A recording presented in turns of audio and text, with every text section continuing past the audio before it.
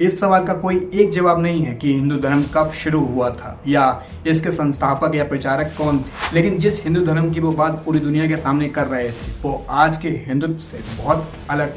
कई शास्त्रों और धार्मिक नेताओं ने इसे अपने अकॉर्डिंग डिफाइन करने की बहुत कोशिश की है, लेकिन आज हिंदू धर्म पर कई सवाल खड़े हो जाते हैं। लेकिन जब तक एक विदेशी दुश्मन का सामना करना पड़ेगा तो प्रत्येक हिंदू एक चट्टान के रूप में एक साथ सामने खड़ा होगा। यही कारण है कि अक्सर हिंदुत्व की विचारधारा की तुलना हिटलर के नाजीवाद से की जाती है। मैं एक ऐसे धर्म का अनुयायी होने पर गर्व महसूस करता हूँ जिसने संसार के सहिष्णुता और सार्वभौम स्वीकृति की शिक्षा दी है। मैं एक ऐसे धर्म का अनुयायी होने पर गर्व महसूस करता हूँ जिसने इस धरती के समस्त धर्मों और तमाम देशों के उत्पीड़ित और शरणार्थियों को आश्रय दिया है। दोस्तों, ये शब्द हैं स्वामी विवेकानंद के, जो उन्होंने अमेरिका में शिकागो सम्मेलन में अपने भाषण के दौरान हिंदू धर्म का परिचय देते हुए कहे थे। I am proud to belong to a religion which has taught the world both tolerance and universal acceptance. We believe not only in universal toleration, but we accept all religions as true. I am proud to belong to a nation which has sheltered the persecuted and the refugees of all religions and all nations of the earth. लेकिन जिस हिंदू धर्म की वो बात पूरी दुनिया के सामने कर रहे थे वो आज के हिंदुत्व से बहुत अलग थी। हिंदू कभी आतंकवादी नहीं हो सकता है, लेकिन मियां अगर तुम्हारे पाप के कारण या तुम्हारी हरकतों के कारण कोई हिंदू अगर इस रास्ते पे चढ़ गया आतंकवाद के, तो मियां मुशर्रफ कान खुल के सुन लो, जब हिंदू आतंकवाद आएगा ना तो दुनिया के नक्शे पर पाकिस्तान का नामो निशान। भारतीय जनता पार्टी जिंदाबाद। बल्कि उसके बिल्कुल उलट थी।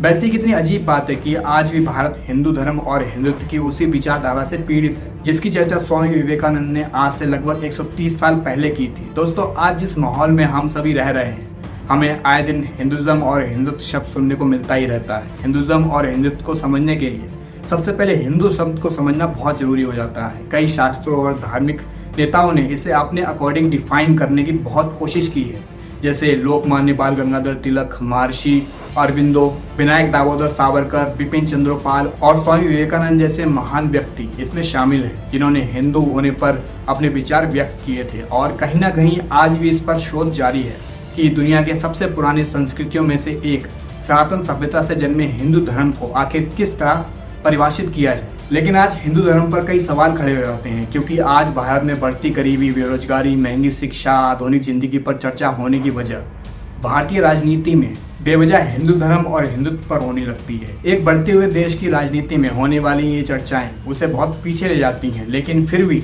भारत की राजनीति अगर हमारे सामने ये बहस बार बार पेश कर रही है, तो चलिए आज की इस वीडियो में हम ये समझने की कोशिश करें कि हिंदू धर्म और हिंदुत्व क्या है, इनका ऐतिहासिक परिप्रेक्ष्य क्या है और ये दोनों एक दूसरे से अलग कैसे हैं या फिर एक ही हैं। दोस्तों, हिंदू धर्म एक ऐसा धर्म है जो हजारों वर्षों से ऐसे ही चलता चला आ रहा है। एक ऐसी परंपरा है जो भारतीय उपमहाद्वीप में पैदा हुई थी और इसने भारतीय संस्कृति को आकार दिया है। हिंदू धर्म न केवल एक धर्म है बल्कि बहुसंख्य भारतीयों की एक अभिन्न पहचान भी है। हिंदू धर्म दुनिया के सबसे पुराने धर्मों में से एक है। इस सवाल का कोई एक जवाब नहीं है कि हिंदू धर्म कब शुरू हुआ था या इसके संस्थापक या प्रचारक कौन थे, लेकिन ऐसा माना जाता है कि इसका इतिहास 4000 साल से भी ज्यादा पुराना है। सिंधु घाटी सभ्यता में कुछ ऐसे प्रमाण मिलते हैं जिन्हें देखकर ये माना जाता है कि या तो ये हिंदू धर्म का अंग है या तो उससे प्रभावित करते हैं। एग्जाम्पल के लिए प्रोटोशिप शैल, देवी माँ की टेराकोटा मूर्ति, स्वास्तिक जानवरों की पवित्र मूर्तियां जो आज हिंदू धर्म के अंग हैं। इसलिए यह माना जाता है कि किसी न किसी रूप में उस समय पर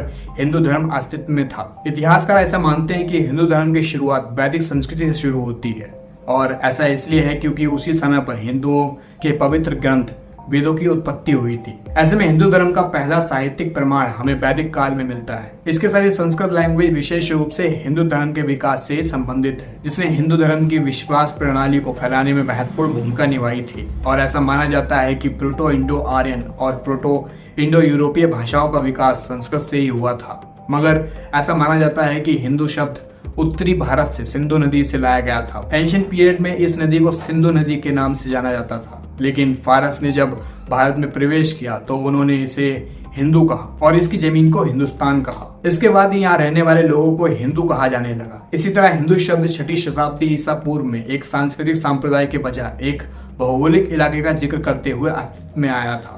आज दुनिया के लगभग हर कोने में हिंदू धर्म को मानने वाले लोग रहते हैं, जिसमें 90% लोग भारत के हैं और ईसाई धर्म और इस्लाम के बाद हिंदू धर्म तीसरा सबसे बड़ा धर्म है। हिंदू अपने धर्म को सनातन धर्म भी कहते हैं। इस धर्म में धार्मिक प्रथाएं और मान्यताओं का वर्णन किया गया है। वैसे मैं आपको बता दूं कि हिंदू धर्म एक संगठित धर्म नहीं है। यह कई मान्यताएं, स्थानीय क्षेत्र, जाति या समुदाय संचालित प्रथाओं में प्रभावित है।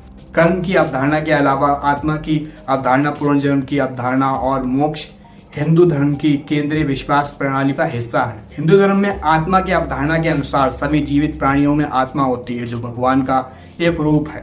हिंदू धर्म में कर्म की अवधारणा बहुत महत्वपूर्ण है। ये कहते हैं कि लोग के कर्म उनके वर्तमान और भविष्य के जीवन को निर्धारित करती हैं। हिंदू धर्म में जीवन के 4 उद्देश्य बताए जाते हैं: धर्म, अर्थ, काम और मोक्ष। मोक्ष प्राप्त करने के बाद जन्म के चक्र को समाप्त कर दिया जाता है और आत्मा परमात्मा से जा मिलती है। आमतौर पर हिंदुज्म धर्म और संस्कृति के बीच अंतर नहीं करती। और सबसे बड़ी बात है, इतना पुराना होने के बावजूद भी हिंदू धर्म अभी भी जीवित है। सबसे बड़ा कारण यह है कि समय समय पर हिंदू धर्म में सुधार लाए गए हैं और उन्हें दोबारा रिबॉर्न किया गया है, भले ही ये दक्षिण भारतीय भक्ति आंदोलन हो या फिर विभिन्न आचार्यों द्वारा किया गया हो। साथ ही हिंदू धर्म इतना लचीला है कि यह सभी विचारों को स्वीकार करता है, क्योंकि हिंदू धर्म में कोई एक मान्यता नहीं है। इसमें कई रास्ते दिखाए जाते हैं लेकिन मंजिल सबकी एक है। साथ ही हिंदू धर्म सभी धर्मों को भी सत्य मानती है। हिंदू धर्म में ऐसी कोई अवधारणा नहीं है कि हिंदू धर्म के अलावा किसी दूसरे धर्म के द्वारा आप भगवान तक नहीं पहुंच सकते। हिंदू धर्म सभी धर्मों का सम्मान करता है। ऐसा कहा जाता है कि हिंदुज्म शब्द का इस्तेमाल सबसे पहले राजा राम मोहन रॉय ने साल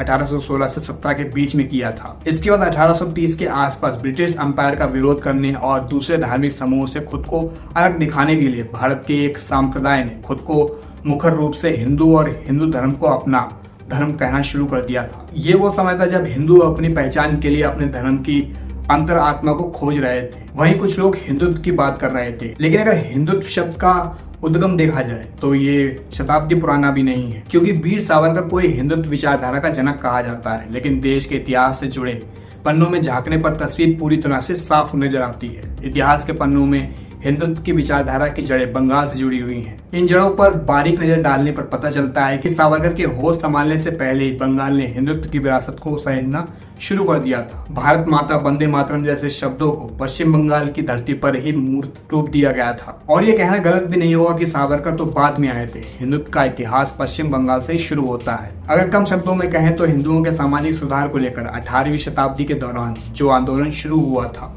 आगे चलकर उसी से हिंदुत्व का जन्म हुआ था। इसकी कहानी शुरू होती है बंगाल के बुद्धिजीवी वर्ग के वेस्टर्न एजुकेशन और कल्चर के संपर्क में आने से, और यहाँ से शुरू होता है हिंदू समाज में मौजूद कुरीतियों को दूर करने का महाअभियान, जिसे हिस्ट्री में हम सभी इंडियन रेनेसांस के नाम से जानते हैं। इस अभियान के अग्रदूत और आधुनिक भारत के जनक कहे जाने वाले राजा राम मोहन रॉय 1828 में ब्रह्मो समाज की स्थापना करते हैं और यहीं से अंधविश्वास, जातिवाद और सती प्रथा जैसी रिवायतें या रीति रिवाजों पर सख्त ऐतराज शुरू हो गया था। महिला शिक्षा और विधवा विवाह के लिए भी बकायदा शुरू हो गई थी। लेकिन इसी के साथ साथ मूर्ति पूजा, धर्म ग्रंथों और अवतारों का विरोध भी शुरू हो गया था। अब तक जो हिंदू समाज अलग अलग मान्यताओं और रीति रिवाजों का पालन करता था, उसे एक धारा की ओर मुड़ने की जरूरत थी। इसी टाइम पर बंगाल के प्रसिद्ध कवि रविंद्रनाथ टैगोर के पिता देवेंद्रनाथ टैगोर भी 1842 में ब्रह्मो समाज से जुड़ गए थे। वेस्टर्न कल्चर और शिक्षा का बढ़ता प्रभाव बंगाल के हिंदुओं को हीन भावना से भरने लगा। इस एक्शन का एक इक्वल अपोजिट रिएक्शन भी शुरू होने लगा था, जहाँ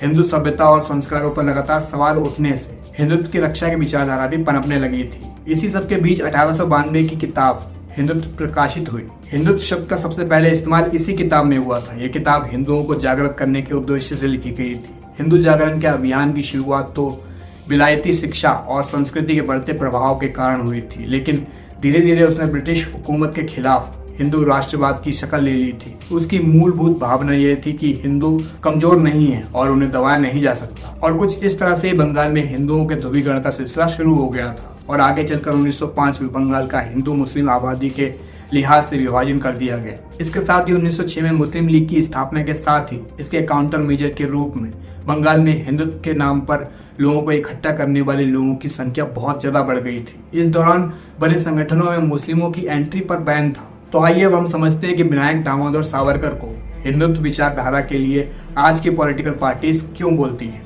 ये ख्याल रहे कि जब 1892 की किताब हिंदुत्व प्रकाशित हुई थी तब सावरकर सिर्फ 9 साल के ही थे। माना जाता है कि हिंदुत्व शब्द का प्रयोग वीर सावरकर ने इसी किताब के माध्यम से ही किया था। जबकि 1909 में सावरकर ने कई ब्रिटिश लाइब्रेरी से साक्ष्य जुटाकर 1857 के पहले स्वतंत्रता संग्राम पर किताब लिखी। इसके छपने पर अंग्रेजों ने बैन लगा दिया था। अब तक 1857 संग्राम को सैन्य विरोध के रूप में ही जाहिर किया गया था, जबकि सावरकर ने इसे भारतीय नजरिए से लिखा था। और अगर आस्था के लिहाज से देखें तो सावरकर नास्तिक थे, लेकिन सामुदायिक रूप से वह हिंदुओं की एकता के पक्ष में थे, जो कि किसी भी तरह के जातिवाद से परे हो।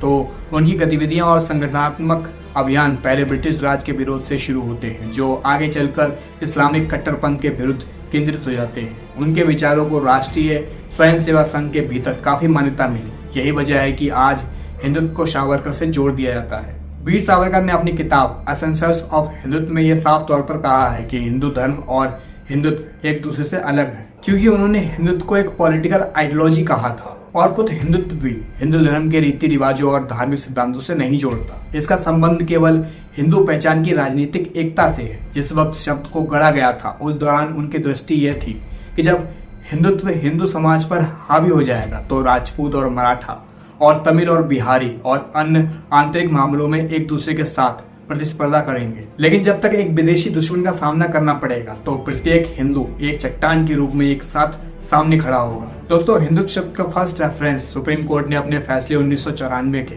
6 SSC 360 में इस्माइल फारूकी मामले में दर्ज किया था, जिसने validity of the 1993 central law को चुनौती दी थी, जिसमें अयोध्या और बड़े विवादित क्षेत्र का अधिग्रहण किया गया था। इस दौरान सुप्रीम कोर्ट के न्यायमूर्ति SP भरूचा ने कहा था कि आमतौर पर हिंदुत्व को जीवन के एक तरीके या मन की स्थिति के रूप में समझा जाता है और इसे हिंदू धार्मिक कट्टरवाद के साथ बराबरी नहीं समझा जाना चाहिए। दोस्तों, आज अगर आप किसी भी हिंदुत्व आइडियोलॉजी के फॉलोअर से पूछेंगे कि हिंदुज्म और हिंदुत्व में क्या फर्क है, तो वो कहेगा कि हिंदुत्व और हिंदू धर्म वास्तव में एक ही है, या ये कहेगा कि हिंदुत्व वास्तव में एक सुपर सेट है जिसमें राजनीति और अर्थशास्त्र शामिल है, जबकि हिंदू धर्म का दायरा केवल धर्म और कृति तक ही सीमित है। हिंदुत्व का नाम सुनते ही आपको ऐसा लगता होगा कि हिंदू धर्म की मूल भावना और मर्म पर बात की जा रही है। अफसोस की बात यह है कि असल में ऐसा नहीं है।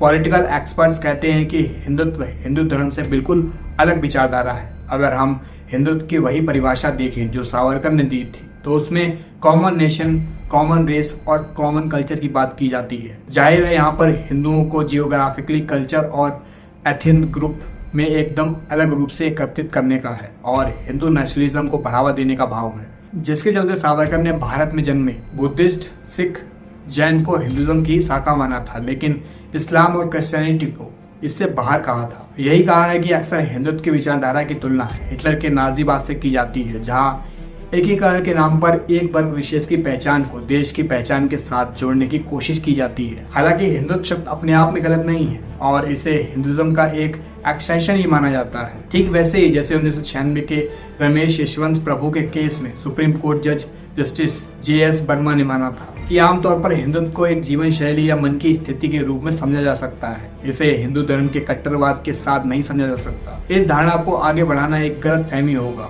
मगर हम इस शब्द की परिभाषा को देखें या फिर इसके मर्म को समझने की कोशिश करें तो हम पाएंगे कि समय के साथ हिंदुत्व शब्द का प्रयोग एक बिल्कुल अलग रूप से होने लगा है। जहाँ आज हिंदुत्व एक पॉलिटिकल आइडियोलॉजी है, इस शब्द का पूरा जोर हिंदुओं की राजनीतिक एकता बनाने पर रहता है, वैसी राजनीतिक एकता जो उन्हें सत्ता तक पहुंचा सकती है। हिंदुत्व सोशल आइडियोलॉजी नहीं है। इसका विश्वास हिंदू धर्म के भीतर मौजूद जाति प्रथा को खत्म करने या फिर दूसरी खामियों को सुधारने का नहीं है। इसकी सारी कोशिश केवल इतनी है कि हिंदू पहचान के सहारे राजनीतिक एकीकरण किया जाए और सत्ता तक पहुंचा जाए। जाहिर है इस अवधारणा को ना तो हिंदू धर्म सपोर्ट करता है और ना ही संविधान। फिर भी एक राजनीतिक संप्रदाय के अनुयायी इस तर्क के साथ इसको हिंदू धर्म का पर्याय बनाना चाहते हैं। इसके अलावा हिंदू धर्म और हिंदुत्व के फॉलोअर्स के बीच एक और अंतर भी हमारे भारतीय इतिहास की व्याख्या में संबंधित है, और इसका संबंध भारत पर इस्लामी और ब्रिटिश शासन से है। हिंदू उदारवादी भारत पर शासन करने वाले मुसलमानों और भारत पर शासन करने वाले अंग्रेजों को एक अलग स्तर पर मानते हैं। उनका तर्क है कि भारत में मुसलमानों की लंबी उपस्थिति के दौरान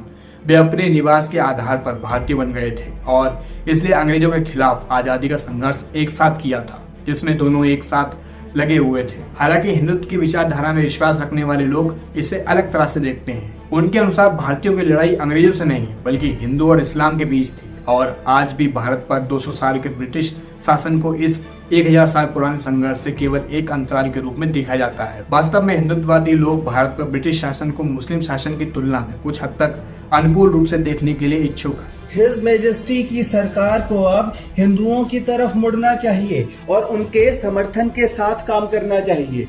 हमारे इंटरेस्ट अब इतने क्लोजली बाउंड है कि अब हिंदुओं और ग्रेट ब्रिटेन के लिए दोस्त बन जाना जरूरी है और पुरानी दुश्मनी की अब कोई आवश्यकता नहीं है। एक दूसरे पॉइंट ऑफ व्यू से हिंदू लिबरल्स और हिंदू नेशनलिस्ट एक दूसरे से अलग हैं। हिंदू उदारवादी महात्मा गांधी की मौत को गलत मानते हैं, वहीं हिंदू राष्ट्रवादी नथुराम गोडसे के फैसले को सही ठहराते हैं। हिंदू उदारवादी भारत की आजादी के लिए गांधी की महिमा को मानते हैं और इसलिए गांधी को उच्च सम्मान में रखते हैं, लेकिन हिंदू राष्ट्रवादी भारत की स्वतंत्रता पर नहीं बल्कि भारत के विभाजन पर ध्यान देते हैं और वो भारत के मुसलमानों के प्रति गांधी के रवैया को गैर जिम्मेदार मानते हैं। वे गांधी के इस रवैया को देश के विभाजन का कारण मानते हैं। यानी कुल मिलाकर ये कहा जा सकता है कि हिंदुत्व के अर्थ के संबंध में अलग अलग विचार मौजूद हैं। कुछ लोग इसे धर्मनिरपेक्ष के लिए खतरा मानते हैं, जबकि कुछ लोग इसे एक विचारधारा मानते हैं जो भारत को एक राष्ट्र के रूप में एकजुट कर सकती है, क्योंकि ये भारत में रहने वाले सभी लोगों को स्वीकार करती है। भारत के सर्वोच्च न्यायालय भी इसी शब्द को इस्तेमाल करते हैं। दोस्तों, हिंदुत्व शब्द की उत्पत्ति जो भी हो, लेकिन इसे व्यापक अर्थ में समझा जाना चाहिए जो सभी को स्वीकार करता है और किसी भी धर्म के लिए बहिष्कारवादी नहीं है। साथ ही लोगों को इतना जागरूक होना चाहिए कि वे उन लोगों से सवाल कर सकें जो धर्म के आधार पर राजनीतिक लामबंदी के लिए इस शब्द का इस्तेमाल करते हैं। इसी विचार को लेकर कई राजनीतिक चिंतक भी यही कहते हैं कि हिंदू धर्म और हिंदुत्व में पारिभाषिक तौर पर तो अलगाव किया जा सकता है, लेकिन जब तक इसका राजनीतिक इस्तेमाल होता रहेगा तब तक हिंदू धर्म की वसुधैव कुटुंबकम की भावना के उलट सांप्रदायिकता को बढ़ावा मिलता रहेगा। ऐसे में ही आपको और हमें ही डिसाइड करना होगा कि हमें किस आइडियोलॉजी को अपनाना चाहिए। अगर आपको ये वीडियो पसंद आई हो तो वीडियो को लाइक जरूर कीजिएगा और ऐसे इंटरेस्टिंग वीडियोस को देखने के लिए हमारे चैनल को सब्सक्राइब करना ना भूलें और इस वाली वीडियो को भी जरूर देखिएगा। मिलते हैं अगली वीडियो में।